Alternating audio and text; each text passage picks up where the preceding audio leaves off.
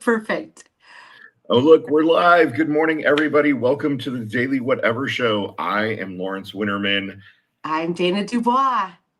That's my best friend. My best Wherever she is friend. on the screen, somewhere. I'm here barely. What the hell is going on with the internet this morning, Lawrence? Well, as you know, Congress is Yeah. going to vote on releasing the Epstein files. And so Yes. the powers that be have decided that they're going to crash the internet. And I mean, that's what I'm figuring is going on. I Uh, it no, sure seems actually, throttled. I don't there know. is a Cloudflare outage. Cloudflare is a validation service for many, many websites across the tubes of the internet. Right? So basically, The tubes of everything the that is, internet. yeah, Thank you for dumbing it down for me. yeah. The tubes, the good old Yes. tubes, uh, and so if Cloudflare is down, a bunch of other places can't authenticate. It's a really bad day if you're a gay dude looking to hook up because Grinder is down, No. Sniffies is down, Scruff is down. I know Ask it's him how he knows. Ask him how he right. knows. Ask me how I know, folks. No, who am I Wow. kidding? It's like 7 o'clock in the morning here in Seattle, and good God. And you're in your boyfriend's apartment. I mean, Right, yeah. don't be greedy, Lawrence. It's not nice to eat in front of the hungry, let alone gorge in front of them. I'm so sorry, my I'm friend. totally. Someone said that to me once years ago, like when I was in my 20s. I don't remember who I was with, but I was with some new guy and we were all giddy, holding hands and giggling. And we were out in public, like giddy. And someone said, it's not nice to eat in front of the hungry. And I was like, look at you, poet. So Right. I don't know where that old memory just came out of, but um, more importantly, like, should we talk about the Epstein files? I'm sure everyone is talking about the Epstein files being Yes. released. Have we ever before? It's a new topic. It's Let's kind of a let's new do something topic for different. us. I don't know. It's kind of a it's not salacious at all. It's not really moving the needle at all in terms of culture and feminism and sort of how Right. just You know, decorum and order and leadership to up to the most senior levels of government. It doesn't really have much of an impact, but maybe we should Donald talk. Trump actually capitulating on something and now saying not only can the Republicans vote yes on the Epstein files, but he will sign it when the bill comes to his desk, which makes me think that there's some nefarious plan. My Right, my current favorite is that Pam Bondi is going to be like, but it's an open investigation. I can't. right. I know we talked about that yesterday, and I was like, that is certainly a strong possibility. Um, I did read, um, I did read a story from Ogre, Opinionated Ogre, one of our favorite creators and writers over here, Absolutely. who was asserting that like this is just him being forced to say, "Well, I want you to," so that it's not happening against his will, and that it's a sign of his undoing. I hope that that's true. I like his version better than yours, which Yeah. is they're going to release it and it's going to be like, all black with like ransom note words like Trump did nothing wrong. Yeah. I mean, if it's not the Pam Bondi excuse, then yes, they'll release it, and mysteriously he will be nowhere in it. If he's mentioned at all, it'll be, his risotto recipe or something, and Right. everyone else will look terrible. Certainly, at this point, we're all fairly confident that good old Bubba Clinton is somewhere amongst the files. Bubba Um, Clinton. yeah, Um, pour one out for poor Bill Clinton. Uh, oh, my gosh. Well, we have Jason is saying that there was a phone interview with Epstein's brother where he said that they're scrubbing the files. right. Great. I also see that Art B is saying, woohoo, seriously looking forward to your talk with my hero, Jonathan Larsen. We are super excited that we've got Was- Jonathan Larsen with us today, patiently waiting in the green room. And Jonathan wrote this amazing article on Blue Amp. I'm going to grab the URL and put it in here. I'll go Um, grab it, Lawrence. You talk, I'll okay. grab. Yes. Well, we're going to bring him in because if we're going to talk about it, he should be here. Um, let me just kind of set the stage. Jonathan Yes. is formerly worked at places like MSNBC, producing Chris Hayes' show. He's a great journalist, investigative journalist on his own, and has taken a complex topic like what the fuck is going on with Venezuela, and turned it into this awesome article. The summary of which is the people who lied to us about 2020 are lying to us about Venezuela. And so let me pull Jonathan in here to correct me if I'm wrong about anything. Jonathan, hello.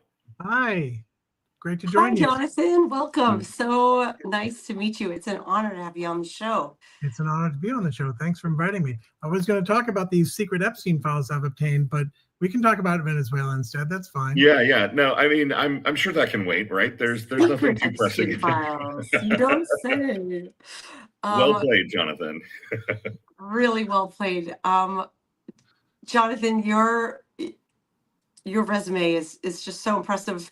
Would you like to introduce yourself to the fine folks here on the Daily Whatever Show? Oh, that was a very nice way of calling me old. Thank you. Oh gosh, I'm sure we're older. Hey, take it from Graybeard over here. Yeah, I guess I've been in a lot of places. I've been at MSNBC. I've been at CNN. I was at ABC News a long time ago. I helped start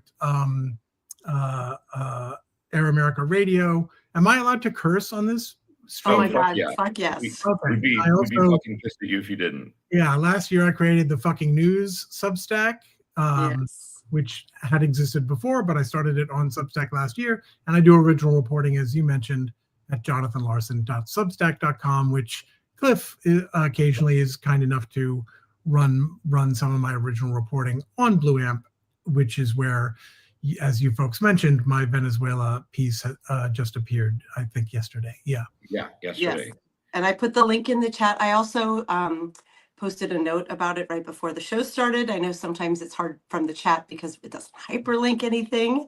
And then here is a link to the fucking news. So you asked if you're allowed to swear here. We have a feature every Friday called Fucked Up Friday.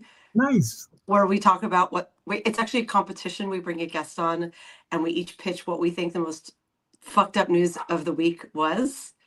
So you're in good company with the swearing. Right. I love that the fucked clearly up we're news. going to have to invite you back to Fucked Up Friday. Please. The guy who writes the fucking news will probably win Fucked Up Friday. I'm going to bet. The pressure's on. The pressure's on. This needs to happen. Well, I'll message you right after. We're gonna get you on the schedule because that's just too fucking good to be true. I'll have to change the name a bit so I can lower expectations before, the gosh darn news. So Right. Yeah. The golly gee stuff looks really bad, folks. News. yeah. Right. You could go full The Good Place What? and go for the forking news. That would work. We have a regular visitor on the show, Kira, my dog, who when she hears Lawrence's voice is like, instead of Pavlov's dog, Right. she's You've Winterman's heard dog. Pavlov. Yeah, here you go. Here's my voice and knows that means she's about to get a treat so that she doesn't bark. That's amazing. Well, Jonathan, so you heard my précis of your article, which is essentially that the gosh darn folks that lied about 2020 are at it again, putting together the lies upon which Trump's Venezuela actions are based. I know it's much more complex than that, but first of all, is that a correct portrayal? And if so, please correct me, or if not, please correct me, and kind of give folks start unpacking that a little bit, maybe for the audience. Yeah, sure. I was sitting here in real time going, is that fair? Yeah, I guess that's fair. Is that fair? Yeah, I guess that's fair. So I don't think I have any corrections. There are, as you mentioned, there are a lot of sort of nuances and twists and turns. And if you want the sort of, I can give you the backstory. I don't know if you thought Lord of the Rings was a long movie, but I can give you the backstory. So if folks remember, back in March, the New York Times reported that the Trump administration, the intelligence community, had refuted Trump's narrative. If you remember, almost as soon as he got into office, he claimed that Nicolas Maduro was deploying Tren de Aragua, the transnational gang, as a sort of coherent, strategic, covert army, paramilitary army, to disrupt locations within the United States, to destabilize the United States of America. So the New York Times reported that the intelligence community said, yeah, there's not enough evidence to say this, and there's evidence to the contrary. The following day, in an article that was pretty overlooked, the Miami Herald revealed the identity of a former CIA guy named Gary Bernsen. And the Miami Herald reported that since the transition and after the 2025 inauguration, Bernsen and his team, who were not named, had been briefing the Trump administration and the transition team on the Maduro activities. And they claimed to have handed over hundreds of documents to the administration. They claimed that hundreds of, I think it was 800 maybe, people had been arrested in the US based on the intelligence that Bernsen and his team provided. The article referred to an unnamed partner of Bernsen's, and over the summer, following Bernsen and his sort of exploits and interviews on right-wing media outlets, I learned that his partner, who was not named in that original piece, was a guy named Martin Rodil, who was born in Venezuela, is now actually an Israeli citizen, but took up residence here in the U.S. I believe he lives in Virginia or Maryland, and has been here for something like a quarter of a century. He's been very plugged in with foreign policy right-wingers and hawks, including at AEI, the American Enterprise Institute, including a guy named Roger Noriega. And he started off sort of doing sort of like money laundering investigation stuff, things like that for the IMF. And what that quickly branched out into was he basically developed a business, which Bernsen became his partner in, where what they would do is, if there's a Venezuelan official who for whatever reason wants to get out of there, but doesn't want to be arrested when they land in the US and would like to keep as much of their money, however they got it, thank you very much. Ooh. Oh, yeah. They would go to Rodil, and Rodil would say, let's see, I can connect you with the Southern District of New York, the US attorney there, or maybe this one goes to the DEA. Let me put out some feelers. And then what would happen is a negotiation in which the people Rodil is getting out would say, well, here's what I can tell you. But of course, they have a motive to give them good information. Right. Good information. Good. Right. Not Good necessarily information. accurate. The worse, the more it helps U.S. law enforcement and foreign policy imperatives, the more likely they are to be generous in their negotiations with this person who wants very much not to go to jail. So that was Rodil's business. And it wasn't known at the time. Now I'm going to fast, whatever the opposite of fast forward is, back to 2020. Right. Yeah. If people, thank you. Yeah, I'm going to fast rewind. I'm going to Wayne's World flashback to 2020. If people remember, Sidney Powell was part of the Trump legal effort to overturn the election on yes, she of the Kraken. She of the Kraken. Well, this is exactly where we're going. We're going to the Kraken, Lawrence. Excellent. On the Fox Business Channel, back when Lou Dobbs was still alive, Powell said on his show, we're going to release the Kraken. And what she was talking about, it turns out, this wasn't public yet, but earlier that morning, people working on her behalf were taking a videotaped statement from a guy whose identity was not yet known at the time. That statement claimed that essentially Venezuela was capable of and was doing election theft, including in the United States. So that was the key pillar of the Venezuela leg of their case, that the election was stolen. And people forget just how big a deal it was. They had these alleged incidents, all of which were very quickly debunked individual things of like, oh, those people are carrying votes. No, that's their lunch or whatever it was, right? Right. But the central one, the most sort of like insidious, scary story was Venezuela flipped the votes for Biden. And look, we've got this witness. What people didn't know at the time and came out later was, excuse me, bless you, was that the Trump campaign's own researchers within 24 hours debunked the claims that were offered in this video. And when the January 6th committee, the House of Representatives committee investigating all of this, they asked some of the people they talked to, where did this witness come from? Okay. And the answer, whenever they got one, was basically, I don't know, or I'm going to plead the fifth on that one.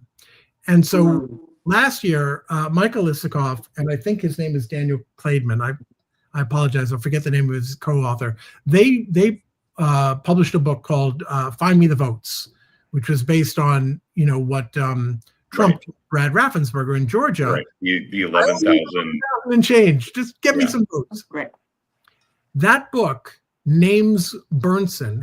He shows up on one page as bringing the videotape of that star witness to Powell. What I was able to piece together from a court filing dating back to 2023 was that it was Rodil who got that witness out of Venezuela in the first place. And what happened was, and this is stuff they've talked about publicly, Rodil and Bernsen had been on to Venezuela election theft prior to the 2020 election. But that absolutely put their efforts on steroids. And they spent the next 5 years, in part bankrolled by a guy you might also remember, the former Overstock.com CEO, Patrick Byrne. Oh, yes. That part of the story broke my brain, I have to tell you, because I was not aware of him, and I was like, the guy who sold me my patio furniture, like, wait, what? Yeah. That just sort of screeched the story. He was actually a big deal in that narrative at the time. There was a very notorious meeting at the White House, December 18th, 2020, in which 4 people tried to sell Trump on various theories about how it was stolen. Byrne was one of those people. Powell was one of those people. Rodil and Bernsen had connected with both Powell and Giuliani at some point in November. And the reason this matters is because Rodil's court file, actually, let me back up even more. 2015 was when the mystery witness, who was pretty quickly identified as a former Venezuelan naval officer named Leamsi Salazar. When he showed up in 2015, his cooperation with the DEA transformed U.S. law enforcement's view of the Venezuelan regime. Prior to that, everyone knew these guys were corrupt, right? Everyone knew there was money changing hands that shouldn't have been, right? The difference based on Salazar's testimony, again, this is 2015, before any of this stuff blew up, before, pre-Trump era, if anyone can back that far. Now, starting with Salazar's testimony, now the rulers of Venezuela also became the heads of the cartel in the view of U.S. law enforcement. Not just complicit, not just taking payoffs, not just looking the other way, running the damn thing. Right. Directing okay. Right. And what Rodil said in this 2023 court filing was that the reason he got Salazar out of Venezuela in the first place was because a corrupt, not his words, a corrupt Venezuelan billionaire had a rivalry with one of Maduro's top men and explicitly said, I want you, Rodil, to get Salazar out of Venezuela, and singing to the DEA about this guy he had a rivalry with. In other words, he was brought out to carry out a political agenda. Right. I realize I sound very much like the always sunny guy with the conspiracy stuff. This is all public record. I'm not putting this on anonymous sources or anything. The court. Right. No, you're connecting dots that have been in plain view for years now. I mean, some of them, it's a pretty obscure court case and a pretty obscure court filing, but yeah, it was out there. And the people who were obsessing over the 2020 election stuff, by 2023, no one was looking at this stuff anymore. But now it turns out these same people with a right-wing regime change agenda who have been pushing this election narrative, which of course helped fuel the anti-Venezuela fervor from this administration and the previous Trump administration, and to some extent probably the Biden administration as well, are now the same people whose intel, quote unquote, forms the predicate for Trump claiming terrorist designations of Tren de Aragua and Cartel de los Soles, which is this sort of very loose label that's just applied to corrupt generals in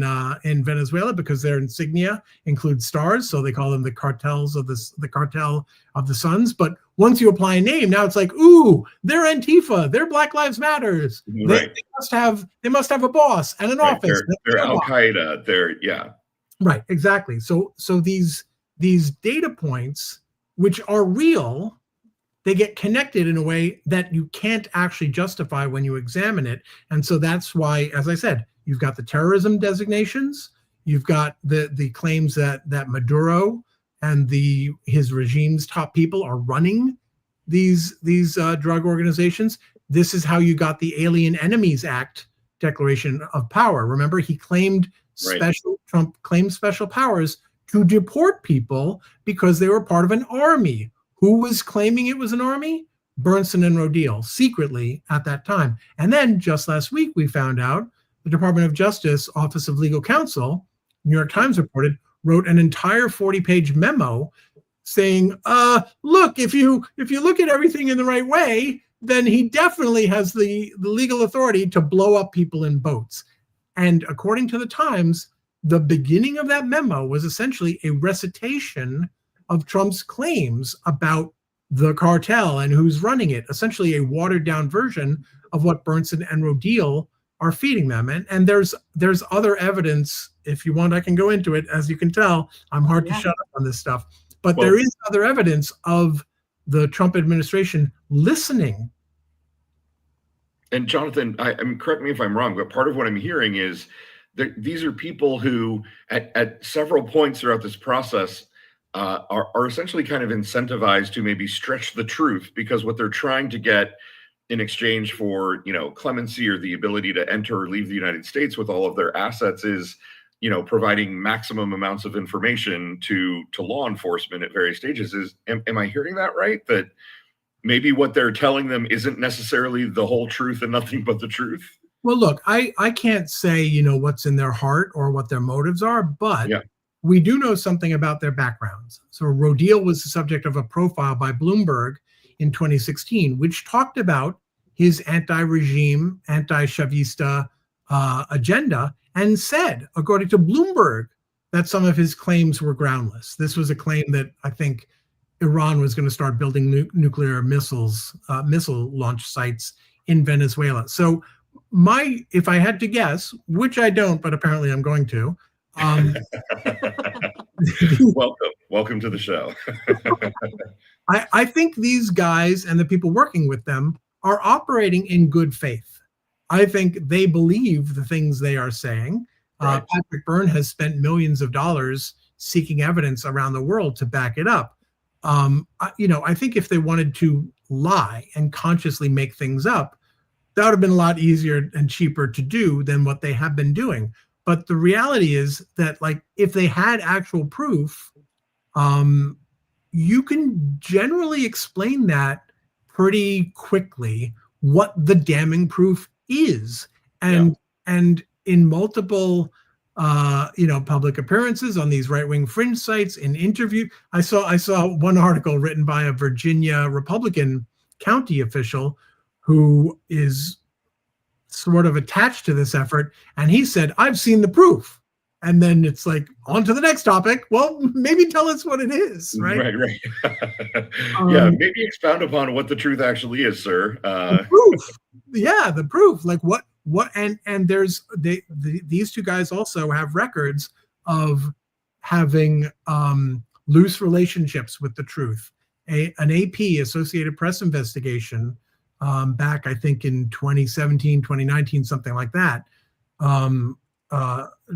Bernsen featured into it. He wasn't the main player, but as part of the investigation, the AP obtained emails in which a plan was sent from Bernsen's email address, proposing, basically offering to a customer, hey, here's how we can destabilize Kuwait with some ginned up public protests. In other words, they were, according to this plan, which was never put into place, they were basically selling fake dissent and regime change to overthrow the government of Kuwait. And Rodil has been wanted in Spain for allegedly extorting some of these Venezuelan dissidents, right? The services he and Bernsen have offered are basically, if you pay me a lot of money, and it's a lot, according to the Spanish media and Spanish officials, the police say it's like it can be in 7 figures for one client, which Wow. just tells you how much money they have. But according to Spanish officials, the model of saying, hey, I can help you with the DEA has been perverted at times into, if you don't pay me to help you with the DEA, I will hurt you with the DEA. In other words, buy my services to save you from the problems that otherwise I will cause for you.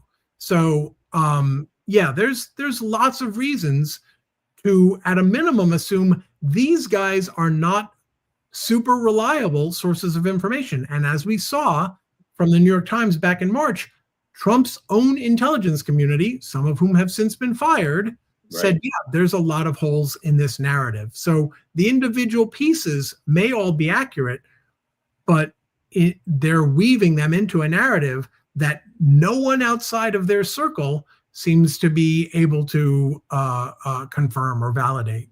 You know what impresses me most, Jonathan, is the sheer trustworthiness and honesty of everyone affiliated with anything that Trump does. I really love so much how it all doesn't just come down to yeah, no, they're a bunch of grifting liars, basically. I mean, I do think these are people who genuinely believe, like, look, you know, Rodil, in his defense, he's got good reason to be unhappy with Hugo Chavez and Nicolas Maduro. They've you know, done terrible things to the man's country. It's not surprising that he has an axe to grind against them. And you know, Bernsen has his own personal reasons. His politics are very right-wing. He used to be, you know, a semi-regular on Fox News. He actually ran for the Republican nomination to challenge Chuck Schumer for the Senate seat from New York State. So again, I actually tend to think that the true believers are more of a threat than the charlatans who are just, you know, scamming whoever needs to be scammed at the time. Sure. Those folks, you can always just, you know where their buttons are and you know how to incentivize them. With true believers, it's a lot tougher to get them to back down, admit, you know, fallibility, all those kinds of things, which in my mind makes them potentially more dangerous. And as we've seen, you know, 83 people are dead in the Pacific and the Caribbean at this point, based on, you know, information, alleged information. And by the way, we still don't even know the original source. I believe it was a couple of years ago, who first handed Bernsen and his partners this massive tranche of information. Like, we don't know who that person is yet. We don't know what their motives were. We don't know how accurate their information was. It was one source. And that information then became the basis for destroying hundreds of lives and breaking up, you know, hundreds of families. This is a horrific thing we're talking about. And, you know, they didn't get anything massive out of it, Bernsen and Rodil, but it's in the furtherance of their ideological crusade against Venezuela. Yeah, it's stunning to me that I'm old enough to remember, in the 2001, 2002, 2003 timeframe, when, let's say, incorrect information and wild conspiracy theories and misconnected dots got us into one war that cost us, billions and billions of dollars of American treasure and countless lives. So you essentially think that that's what's happening here too, is that we've got some, yellow cake. So there were a couple big sources of bad intel in the run up to the Iraq War, which we didn't find out about until it was too late. There was Ahmed Alabi, and there was I forget the other guy's name, but he was famously nicknamed, his code name was Curveball. And I believe it was Curveball who said after the war, yeah, I totally knew I was lying. It was for a good cause. Look, we got rid of Saddam Hussein. So even the ones who are lying might be doing so, believing they're the good guys. Right. Out of the goodness of their point of view. Yeah. Right. Like I'm doing the right thing. I'm doing what it takes to get rid of Saddam Hussein. And there is absolutely the possibility here that something very similar is going on. As I mentioned, that other Venezuelan billionaire, there are lots of different factions within Venezuela. And it's certainly been suggested to me that there are factions within Venezuela who want to see Maduro taken down, not necessarily for the rise of the rule of law, but so someone else can plunder Venezuela's resources. And so, is it possible that these folks, including that corrupt billionaire, are supporting and enabling this pipeline of very questionable info to the Trump administration, precisely to see the kind of regime change that the U.S. Gerald R. Ford is offshore Venezuela right now, obviously trying to pursue? That's certainly a problem. I actually talked to retired Lieutenant Colonel Lawrence Wilkerson, who was famously, Colin Powell's chief of staff and eventually a whistleblower on how they both got had and fooled by this terrible, unsourced, unvetted, unverified information, which Powell went out there and destroyed his legacy by standing behind. I talked to Wilkerson about this current case, and he of course went right there. It's very clear. And by the way, I'm sure Lawrence, and Dana, you probably know this too. This is not a new phenomenon in U.S. war and diplomacy. We have had these, false events multiple times, going back decades, going back generations, where someone wants a war, someone hiccups at the wrong time, and someone says, well, that was a hand grenade. We obviously have to go to war now. And that seems to be recurring yet again with what's happening in Venezuela. And the thing that worries me most in terms of people paying attention to this is, I think because Trump is such a recidivist fabulist, there's a tendency at this point to assume that if he says something crazy, he's just making it up. It's not litigatable. It's not refutable. But that's not the case here. There actually are hundreds, if not thousands, of documents which are allegedly forming the basis for the claims he's making. And Democrats on the relevant committees in Congress, they could right now be saying, we want all that info. We want the minutes from your meetings with Bernsen and Rodil and his team. We want to start going over all of that because we want to see whether these dots actually have any connective tissue between them. Right. That's like a question. Oh, sorry, Lawrence. No, well, and they're not doing that, right? Your point is that the Democrats aren't doing that, and we don't know about it yet. Yeah. There's a question. There's a bunch of amazing comments and questions in the chat. Thank you all for weighing in. And I wanted to elevate this one from a few minutes ago, where Dennis writes, Jonathan, how do we get these people in front of Congress? Well, the Republicans control both chambers at the moment. So would it do any good? Well, yeah, I think it would do good, especially before. Democrats can call minority witnesses in relevant hearings. And look, Democrats could hold, these sort of like ersatz hearings, which aren't official, but they still, can get media attention. So yeah, in theory, Democrats in Congress, and yes, I have reached out to people, they could act on what I've been reporting and what Isikoff and Seth Atena have been reporting. Seth Atena is a national security reporter who confirmed that these briefings are taking place. He had a source who was familiar with these briefings and confirmed, yeah, these guys are giving briefings. So, all of these people are reporting it. No one has to take my word for any of it. But Democrats, if they're concerned that we're about to get into another illegal war of lies, a war of choice based on bad intel that could potentially be, manipulating the use of the U.S. military and putting troops in harm's way, and by the way, killing innocent people in boats and other countries. Yeah, if they're concerned about that, I would say let your members of Congress know, hey, are you aware Trump's not pulling this out of his ass? He's pulling it out of someone else's ass. And we need to look at, sorry for the imagery there. We need to. That was with me. Delicious. Thank you. What a way to start the morning. I hope you had your coffee. We need to look at the possibility that we have a Venezuelan curveball situation here. Any member of Congress worth their salt is going to remember who curveball was from Iraq, because that was like a formative, teachable moment for U.S. foreign policy and military adventurism in the 21st century. So pretty much all anyone needs to say is, are you aware that there's a Venezuelan curveball and that no one's scrutinizing this stuff before it's possibly too late?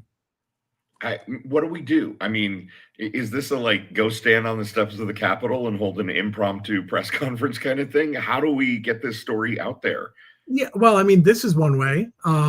I did 2 interviews about it yesterday. I'm going to keep reaching out to members of Congress who have indicated some interest in the legality of all of this. What makes me crazy is they go to these briefings and then they complain that they're not getting information. And I'm like, JonathanLarsen.substack.com, folks. Right. So everyone in the chat, I just put the link in the chat again. Please go to that article on the Blue Ant Media website and restack it and like it and share this, repost it so that more people on Substack can see it. Jonathan's right. We have the ability to get this story out there. And, we know from our very own chat, from our beloved Ellie Leonard, who has been banging the drum on the Epstein case for so long now, we can move the needle. Ellie has moved the needle on Epstein, and we could do that on this as well. Yes, and she said earlier in the chat, Jonathan, that you are the soundtrack to her late nights transcribing the Epstein files. So she listens to you a lot. So yeah, and Jonathan, if you're not following Ellie Leonard, you must. She is an up and coming investigative journalist. She would cringe hearing me describe her that way. She just thinks she's a mom who's really good at digging into the details of things. But she has a passion for getting to the bottom of what's going on with Epstein, and is writing really, really impactful, good content that is making a difference. Sure. Which kind of leads me to my jokey question of Jonathan, is Epstein involved in Venezuela in any way? Could we redirect people by saying Epstein Island is just off the coast of Venezuela? I mean, I can't stop you from saying it, but as far as I know, it's a lie. The other side has no. I've joked with Lawrence before that we should just have a rumor episode because the other side seems to have no respect for the truth. So we should just be like, Jeffrey Epstein was actually Venezuelan. I don't know if people know that. Yeah. Right. Working for Hugo Chavez. Right. Yeah. We can just start rumors. I'm not aware of any. Look, there are some complicated financial ties going on here. There are U.S. oil interests who, some of them actually have an interest in the status quo in Venezuela. And I haven't really written about this stuff yet, but I've nosed around a little bit. And there are certainly, Bernsen himself said, I believe it was on the Adam Carolla show, said that, there is going to be an amazing rebuilding project in Venezuela. and said that American businesses will be getting some of that business, and pointed out that there are 300 billion, the largest deposit, I believe, known on Earth, barrels of oil Right. Within Venezuela. And so there are certainly people already thinking about the money to be made once I don't know, I guess Dick Cheney is no longer around to drop a map of which company gets which area of the Venezuelan deposits. But my guess is there are people out there who are doing very similar prospecting work right now. Right. I was going to say that's so reminiscent of Iraq, right? And the rebuilding of Baghdad and the division of Iraqi oil assets and privatizing it, making sure it was not nationalized and it did not benefit the people. Yeah, right. Absolutely. Well, Kira's very concerned, as you can see. I had to go get her. She wanted to come. So some days she's like our communal emotional support animal. Where she's like, this is hard news. If it helps, I personally, this is pure speculation. Yes.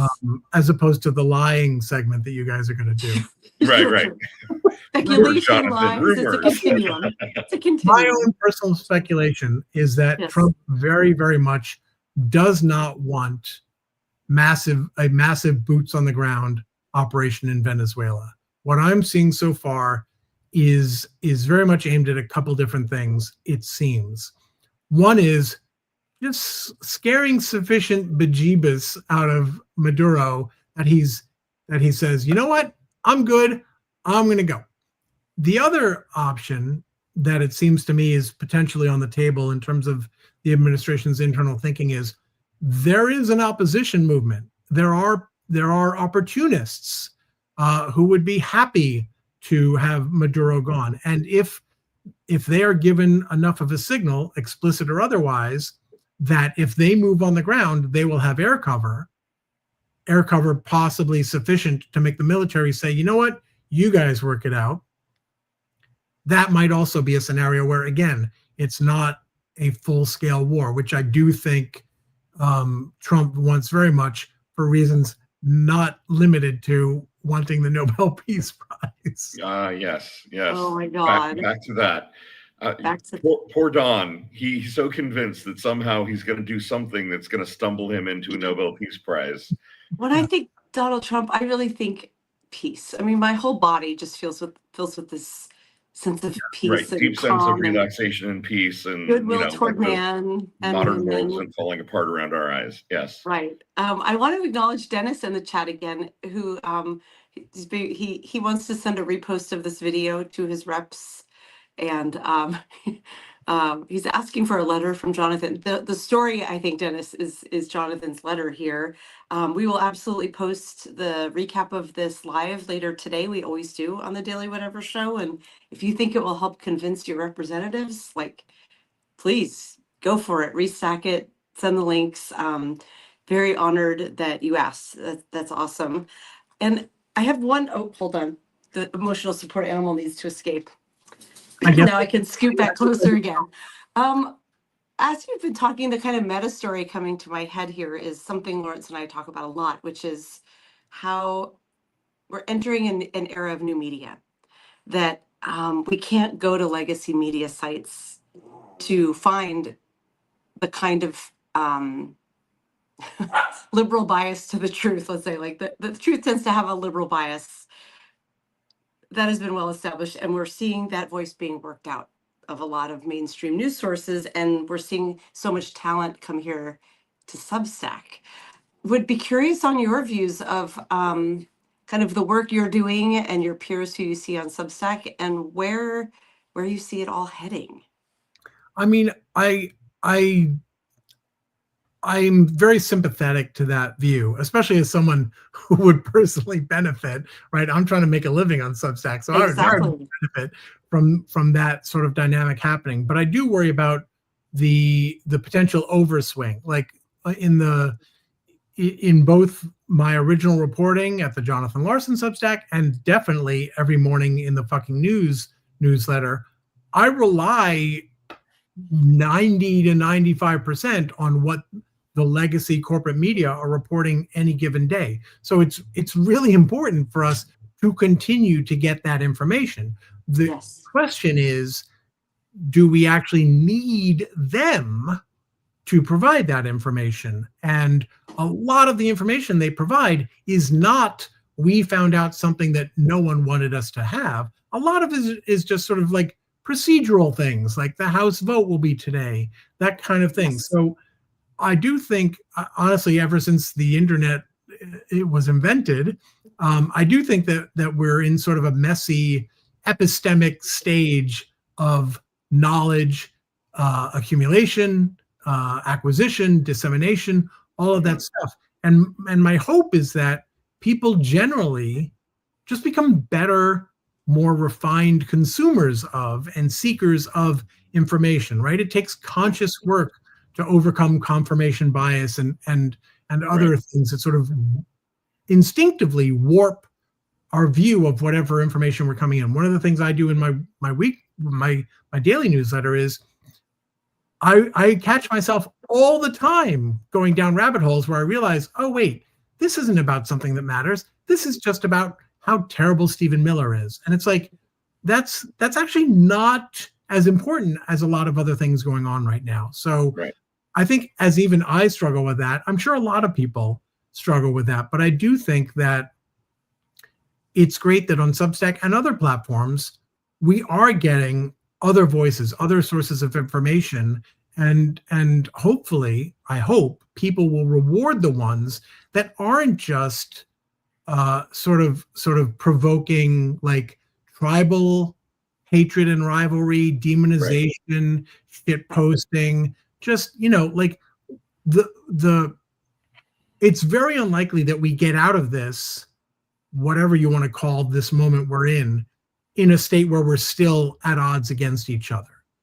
And so to me, it seems like the best way out of this ultimately is to find and to elevate media that focus on systemic and policy root causes for why things are so fucked up right now, rather than saying it's Trump is bad. I can spend all day long pointing to things Trump is doing and has done that have their roots in prior administrations and prior Congresses. So he didn't come from nowhere, and the things that got us here aren't going to go away whenever he does. They're still going to be with us, and my hope is that we will sort of mature in a way that allows us to ignore all the tribal stuff and focus on what does a future look like that's not only better but devoid of the things that got us here in the first place. Right.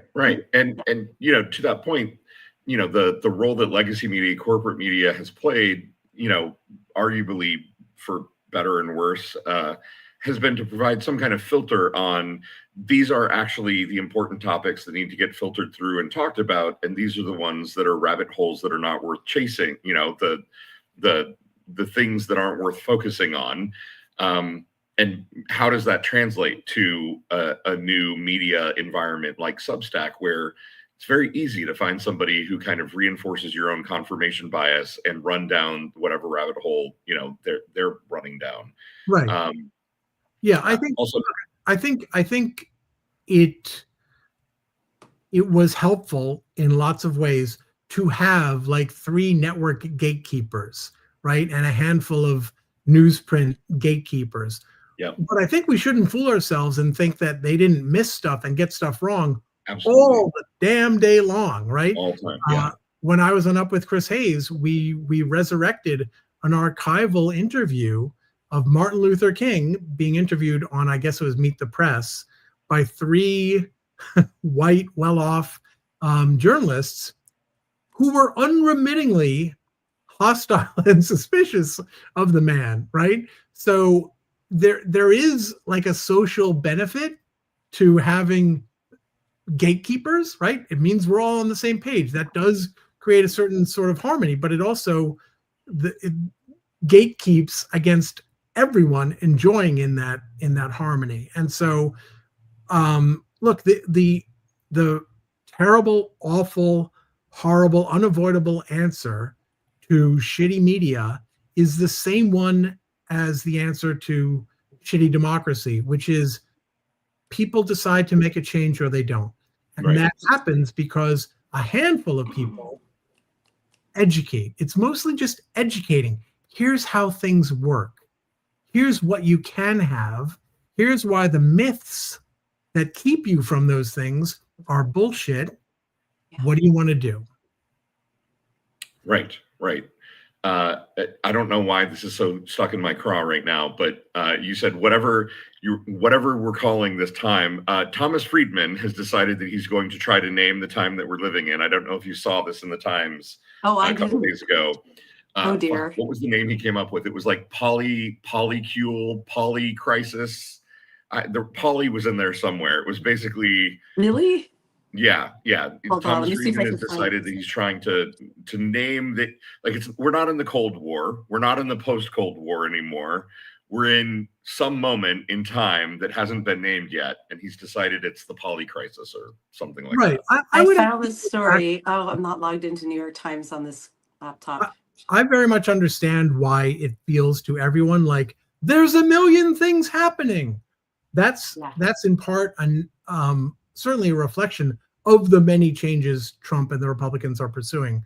But it's also a reflection of the fact that there are so many sources of information now that we did not used to have. And I think that artificially colors our impression of now versus then.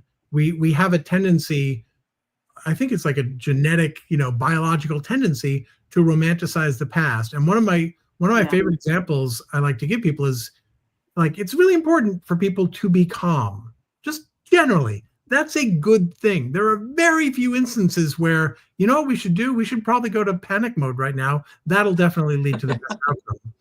And so I think it's important, if it helps people not panic, I think it's important to know, what?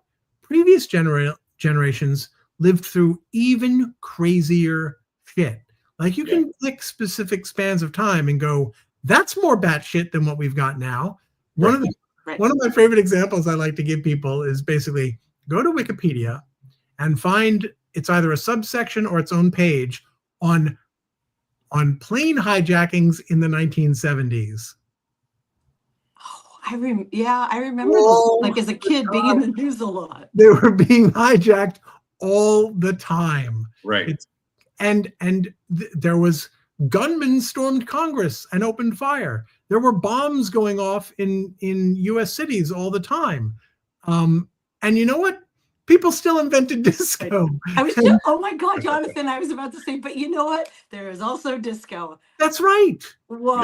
Yeah.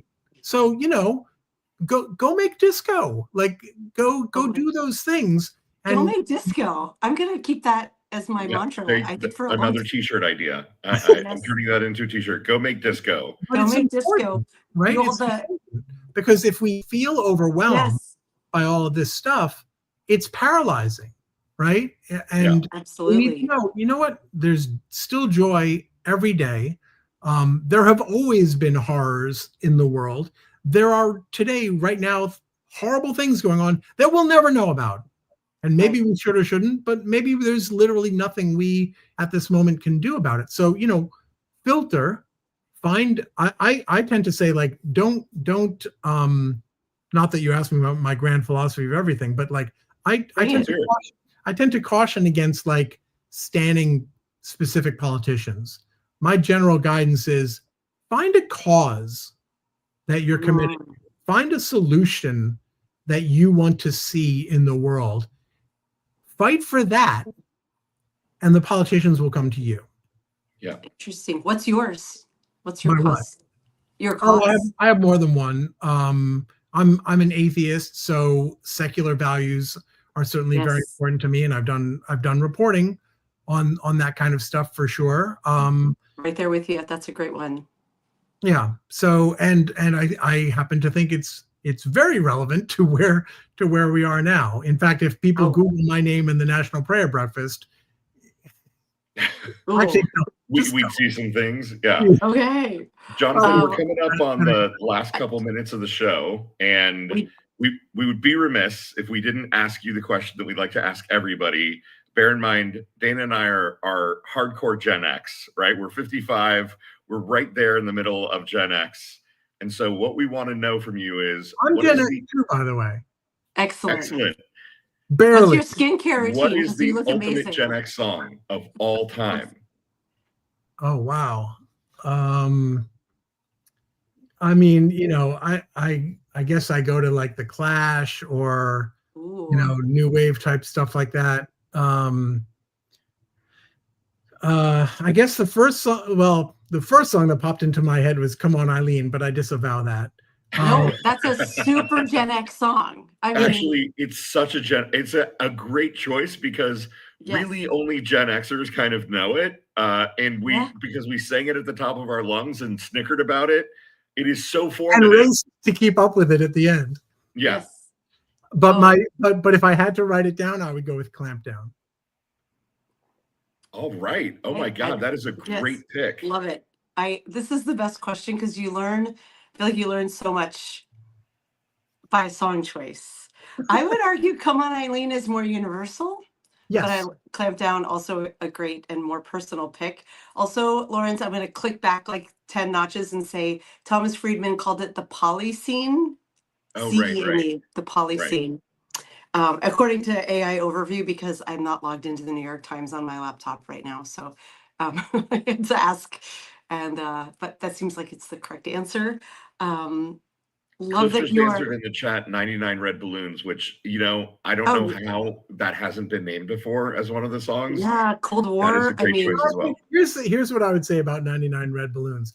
That was viewed with scorn at the time. Like, that was recognized as cheese. Doesn't mean people didn't enjoy it and like it. I loved it. Yeah. I liked it too. And I viewed it with scorn. Like, we could do both things, I think. Well, because we're Gen X, we had to ironically like it. But here's my Gen X eye roll, but only the German version is good. Right. Right. The German version is literally what made me study German in high school, for God's sake. And I can phonemically sing the German version, even though I don't.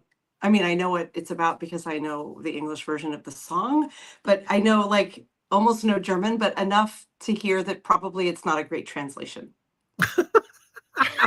Denk an dich und lass du fliegen, right? It sounds so much prettier in German than "I make a wish and let it go." Has anything is very prettier in German? Yeah, I don't speak German, but I have heard the German version so many times that I can sing it phonemically. Oh my gosh, this has been so great to talk with you. We are definitely going to bring you back for Fucked Up Friday because the Fucked Up News must meet Fucked Up Friday. We've posted the link a ton of times, but I'm going to go grab it one more time. Oh, I've got it. Oh, you've got it? Okay, please go subscribe to Jonathan and the Fucked Up News. The fucking news. Sorry, I'm conflating our fucking news. Honestly, Jonathan, your logo is fucking brilliant. At the moment I saw it, I was like, this guy, I mean, it's just fantastic. Thank you. Oh gosh, that's so good. Thanks to everybody who joined in the chat today. It's been so lively. I wish we could have read all of your comments, but I hope we got a lot of them in there. And if folks have other questions for me, they can always put them on the, in the comments on the story, and I'll take a look and try to do my best. Fabulous. We will get this posted later today. In all of our free time. Lawrence is about to fly back to Fort Wayne. Right? I'm going to be on an airplane. So, I think, Dana, this one falls to you. Okay.